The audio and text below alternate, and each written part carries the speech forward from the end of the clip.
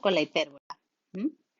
La hipérbola es el lugar geométrico de los puntos del plano, tales que el valor absoluto de la diferencia de sus distancias a dos puntos fijos llamados focos es constante. O sea, fijaros que ahora se parece a la definición de la elipse, pero en vez de ser la suma es la diferencia. Es decir, que si yo cojo un punto cualquiera P, calculo la distancia a un foco y le resto la distancia a otro foco, esa cantidad, esa diferencia va a ser siempre constante, ¿vale? Bueno, pues igual que antes, vamos a ver cuáles son los elementos fundamentales de la hipérbola. Semieje real A va a ser la distancia desde el origen hasta el comienzo, digamos, de la curva. Semieje imaginario B, ¿vale? Veremos que lo que tiene es esta distancia de aquí, ¿vale? Que va a determinar un poco la pendiente de las asíntotas, ¿vale? Las asíntotas van a ser estas rectas a las que tiende la curva a acercarse cada vez más sin llegar nunca a tocarla, ¿vale? Esas van a ser las asíntotas. Entonces, A y B van a determinar justamente la pendiente de esa asíntota. Por otro lado, tenemos la distancia focal. Fijaros que ahora los focos van a estar, digamos, fuera, digamos, de lo que sería la hipérbola. Semidistancia focal C, pues como siempre, va a ser la distancia del origen a cualquiera de esos focos, lo cual me dice que las coordenadas de los focos va a ser C0 y menos C0. Y los vértices, como hemos visto, van a ser A0 y menos A0, ¿vale? Bueno, la relación fundamental de la hipérbola va a ser un poco diferente, puesto que en vez de ser A cuadrado igual a B cuadrado más C al cuadrado, ahora es C cuadrado es igual a A cuadrado más B al cuadrado. Y la excentricidad la vamos a definir igual que en el caso de la elipse, es decir, C partido por A. La diferencia es que ahora la excentricidad siempre va a ser mayor que 1, porque como vemos aquí la relación, C, como es la hipotenusa de un triángulo rectángulo, siempre va a ser mayor que A. Es decir, lo que tenemos es este triángulo de aquí, vamos a cambiar de color, que es rectángulo, donde como veis C va a ser la hipotenusa, ¿vale? A va a ser un cateto y B va a ser el otro cateto. Así que en este caso C siempre va a ser mayor que A. Bueno, entonces la excentricidad, pues fijaros, aquí tiene una excentricidad de 1,4, es menor, y en cambio aquí tiene una excentricidad de 2,5 que sería mayor, ¿vale? Para que os dé una idea de lo que se implica tener mayor o menor. Bueno, y estas asíntotas, estas rectas que hemos dicho, pues como hemos visto anteriormente en el triángulo, la pendiente de dichas rectas, ¿vale? Realmente sería B partido por A, ¿vale? La pendiente va a ser variación en el eje Y partido variación en el eje X. O sea que va a ser B partido por A. Así que las rectas serían igual a B partido por AX o igual a menos B partido por AX. Las dos asíntotas, ¿vale? Y la ecuación de una hipérbola se va a parecer bastante a la de la elipse, con la diferencia de que en vez de un más va a tener un menos. Es decir, x cuadrado partido cuadrado menos y cuadrado partido por b cuadrado es igual a 1. Bueno, como veis, las hipérbolas van a ser de dos tipos. Este sería un tipo y este sería otro tipo, ¿vale? Dependiendo de cómo esté situada respecto a los ejes. ¿Cuál va a ser la diferencia? Pues en este caso voy a tener primero la y cuadrado que va a restar a la x al cuadrado. Y en cambio, en el primer caso tendríamos primero la x al cuadrado y luego la y al cuadrado. Vale. Vamos a ver algún ejemplo. Aquí dice determinar la ecuación implícita y las ecuaciones paramétricas de la hipérbola. Bueno, como os he dicho, las ecuaciones paramétricas exceden un poquillo. Vamos a ver quiénes serían los elementos fundamentales. Si tenemos que A y B son los focos, entonces la distancia focal C va a ser 2 y A va a ser 1, ¿vale? Como nuestra relación fundamental es que C al cuadrado es igual a al cuadrado más b al cuadrado, pues está claro que 4 es igual a 1 más b al cuadrado. Así que b va a ser raíz de 3, ¿vale? Así que en raíz de 3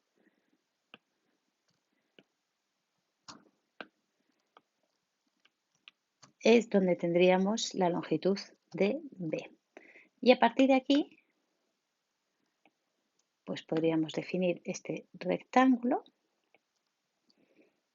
que va a dar lugar a mis asíntotas, ¿vale? Una asíntota vendría por allí y otra asíntota vendría por aquí, ¿vale?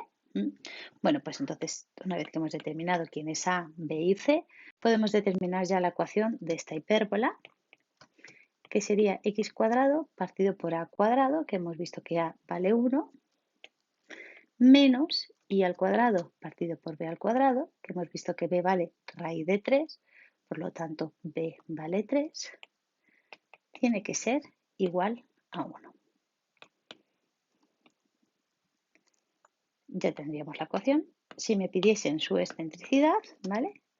Sería c partido por a, que hemos visto que c vale 2, 2 partido por 1, así que tendría una excentricidad de 2. Ya veis que es bastante, digamos, elevada, ¿vale? Cuanto mayor excentricidad, más elevada es. Sus asíntotas, pues ya hemos visto que sería una b partido por a, es decir, igual a raíz de 3 partido por 1, x, perdonad que me falta la x,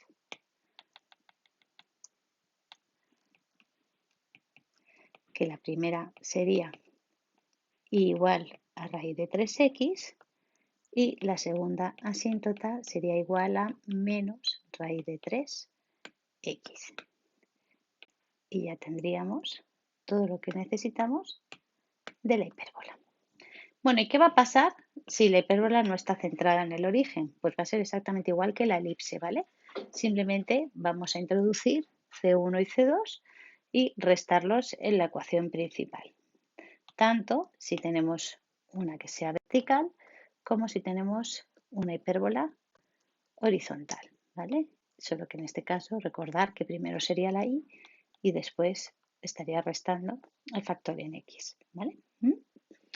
Bueno, ¿y qué propiedades tiene la hipérbola? Bueno, aparte de propiedades estéticas, también tiene propiedades que son muy útiles en ingeniería.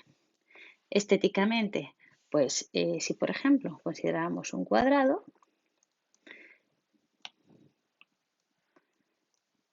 ¿vale? Y hago uno de las diagonales de las caras y lo divido en partes iguales, cojo la otra diagonal y también la divido en partes iguales y voy uniendo el punto más alto de una con el punto más bajo del otro y así sucesivamente se va generando esta superficie, ¿vale? Que es un paraboloide hiperbólico, ¿sí? Que tiene muchísimas aplicaciones en arquitectura, como veis por ejemplo aquí en el Palacio de la Ciencia de Valencia, ¿vale? Por otro lado, la existencia de estas asíntotas hace que va a ser que los gases tiendan a salir y a despedirse en esa dirección. Y va a hacer que esta forma sea idónea, por ejemplo, para las chimeneas de las centrales nucleares, ¿vale? Que van a hacer que la expulsión de los gases sea más eficaz. Y os dejo un par de ejercicios aquí sobre la hipérbola, ¿vale? Simplemente para que dibujéis los elementos de la hipérbola, luego también lo podéis meter en GeoGebra para comprobarlo, ¿vale? Y aquí que consigáis las ecuaciones a partir de determinados elementos. Y por último vamos a ver la parábola, que aunque habéis estudiado como función, ahora la vamos a estudiar desde otra perspectiva, ¿vale? Bueno, ¿qué es una parábola? Pues en realidad la parábola es el lugar geométrico de los puntos del plano que equidistan de un punto fijo, llamado foco, y de una recta llamada directriz. Es decir, si aquí tengo una recta, que va a ser la B, que va a ser directriz, y un punto, cualquier punto P de mi parábola va a estar a la misma distancia de la recta en perpendicular que del foco. Y esto se va a cumplir para cualquiera de estos puntos. Como veis, esta distancia va a ser igual que esa, ¿vale? Entonces, bueno, ¿qué elementos vamos a diferenciar dentro de la parábola? Pues por un lado vamos a tener el eje de simetría, ¿vale? Porque puede ser, pues en este caso vamos a poner el eje Y. El parámetro P, le vamos a llamar la distancia entre el foco y la directriz, ¿vale? O sea que esta distancia desde aquí hasta aquí es lo que llamamos P. Si fuera hasta el punto O, pues sería P medios, ¿vale? Pero esa va a ser P. El vértice, que va a ser el 0, 0, ¿vale? Y la excentricidad de una parábola es el cociente entre las distancias de un punto P de la misma y la directriz. Así que la excentricidad siempre va a ser 1. Y la ecuación de la parábola va a ser siempre x al cuadrado es igual a 2 por P por I. Esta va a ser la ecuación reducida de una parábola. Esto quiere decir que si yo, por ejemplo, tengo la ecuación y es igual a 4x al cuadrado, si el 4 lo paso al otro lado, tendríamos que x al cuadrado va a ser igual a y partido por 4, lo que es un cuarto por y, ¿vale? Y un cuarto por y es lo mismo que 2 por un octavo por y. Así que P va a ser un octavo. Y de esta forma podríamos determinar ya cuál va a ser la directriz de mi parábola, ¿vale? Porque va a ser una recta paralela al eje X, ¿vale? Que va a distar del foco, ¿vale? Un octavo. Por lo tanto, va a estar a una distancia del origen de coordenadas de la mitad, que sería un 16avo. Bueno, de todos modos, la parábola puede ser que sea por debajo del eje, entonces sería x cuadrado igual a menos 2pi, o que cambiemos su orientación, con lo cual cambiaríamos la coordenada y por la coordenada x, ¿vale? Como veis, la serie y cuadrado es igual a 2px, lo mismo si estuviera en el otro sentido, pero cambiado de signo. Y si no está centrado en el origen, pues como hacíamos en las anteriores, ¿vale? Simplemente restamos al punto x e y las coordenadas del centro, tanto en un caso como sea cóncava, ¿vale? Recordemos que esto es cóncava, como si es convexa, ¿vale? Bueno, y lo más importante de la parábola son sus propiedades, ¿vale?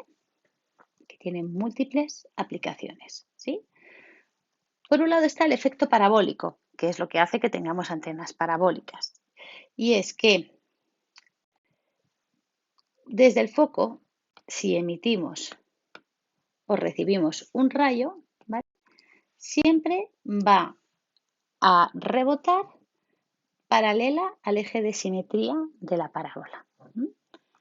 Y lo mismo si reciben. ¿Eso qué significa? Pues que si una antena parabólica desde un satélite artificial está recibiendo un montón de señales, ¿vale? Pues todas las que entren en una dirección perpendicular, digamos, o paralela al eje, van a rebotar al foco, que es justamente donde tienen el receptor, ¿vale? Y entonces se va a multiplicar, como podéis entender, la recepción, porque si no, solamente los rayos que percibirían, que incidirían directamente en el receptor, serían recogidos. Y de esta manera, pues son muchísimos más los rayos que acaban confluyendo en el foco, ¿vale? Por eso las antenas son parabólicas y como veis esta propiedad pues es muy importante y que también se aplica cuando queremos proyectar luz, por ejemplo, en los focos. Los focos hacen lo mismo, lo que hacen es que ponen la bombilla en el foco, ¿vale? ¿Sí? Y normalmente por dentro ponen espejos, así que la luz que se disipa en todas las direcciones, ¿vale? Rebota en las paredes del foco, que son espejos, y por lo tanto se dirige toda en la misma dirección. Por ejemplo, cuando vamos con un coche y ponemos las largas, esto lo que consigue es que la luz, en vez de disiparse en el foco, se proyecte toda en la misma dirección y por lo tanto pueda iluminar hasta mucha más distancia, ¿vale? Por supuesto, tenemos la parábola en el tiro parabólico, ¿vale? En la arquitectura, en distintas propiedades. Y, por ejemplo, si ponéis una lámpara pegada a la pared, la luz lo que va a formarnos, si está totalmente recta, pues también va a ser una parábola. Bueno, y os dejo aquí unos ejercicios simplemente para que practiquéis un poco, que dice calcular las coordenadas, el foco y el vértice, el eje y la directriz de las siguientes parábolas, ¿vale? A ver qué tal, con que hagáis un par de ellas es suficiente. no hace falta que haga ambos más. Y del 26 encuentra la ecuación de una parábola sabiendo que tiene su vértice en el punto 2, 4 y que su directriz es la recta y igual a 2. A ver qué tal os sale y con esto hemos acabado el tema de cónicas.